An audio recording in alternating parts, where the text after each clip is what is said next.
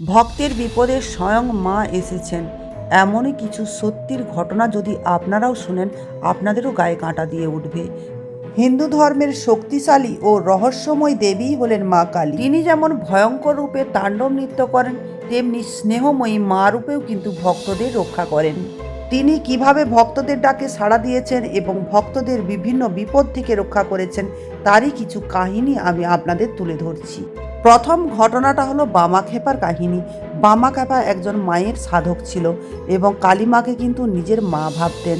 একবার কালীঘাটে বামাখ্যাপা অসুস্থ হয়ে পড়ে এবং অসুস্থ অবস্থায় কিন্তু ভক্তদের বলেন মা চাইলেই কিন্তু তিনি সুস্থ হয়ে উঠবেন। আর ওই দিন রাতেই মা কালী কিন্তু কৃষ্ণবর্ণ রূপে এসে বামাখ্যাপার কপালে হাত রাখেন, আর বামাখ্যাপা পরের দিন সকালেই কিন্তু সত্যি সত্যি সুস্থ হয়ে যান। তিনি শুধু ভক্তদের একটাই কথা বলেন, মা রাতে এসেছিলেন, তোমরা কেউ দেখতে পাওনি। এভাবেই কিন্তু বামাখ্যাপাকে মা স্বয়ং দর্শন দিয়েছিলেন এবং সুস্থ করে দিয়েছিলেন। এখন আরও একটা সত্যির ঘটনা বলছি। একটা মৃত সন্তানকে কিন্তু তার মায়ের কোলে ফিরিয়ে দিয়েছিলেন স্বয়ং মা কালী।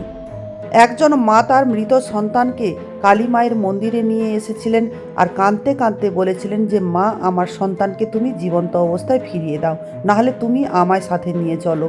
ঠিক এভাবেই রাতটা কেটে যায় আর পরের দিন সকালেই দেখেন তার দরজার সামনে তার সন্তান জীবন্ত অবস্থায় ঠিক আগের মতোই এসে গিয়েছে, যা দেখে ডাক্তাররাও বিস্মিত হয়ে গিয়েছিল এবং গ্রামবাসীরাও।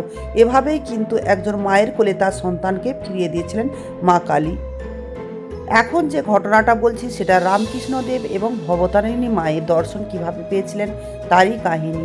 একবার রামকৃষ্ণদেব বলেছিলেন, মা তুমি কি সত্যিই আছো? মা তুমি আমায় দেখা দিচ্ছ না কেন? এভাবে কাঁদতে কাঁদতে অজ্ঞান হয়ে গিয়েছিলেন। ঠিক সেই সময়ই মা কিন্তু তাকে দর্শন দিয়েছিলেন এবং জড়িয়ে ধরেছিলেন। ঠিক সেই সময় থেকেই তার আত্মিক জ্ঞান খুলে যায়। রামপ্রসাদ সেনকেও কিন্তু মা কালী শিশুরূপে দর্শন দিয়েছিলেন। রামপ্রসাদ সেন মাকে ঘরের মা বলতেন। একজন ব্যক্তি রামপ্রসাদ সেনকে বলেন যে মা যদি তোমার ঘরের মা, কোথায় দেখাও আমায়।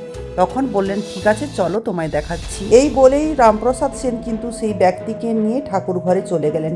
আর ঠাকুর ঘরে গিয়ে দেখেন একটা শিশু সেই ঠাকুর ঘরে খেলা করছে। তার কিছুক্ষণ পরেই দেখে কিন্তু সেই শিশু আর ঠাকুর ঘরে নেই। ঠিক এভাবেই কিন্তু দর্শন দিয়েছিলেন মা কালীর স্বয়ং শিশুরূপে।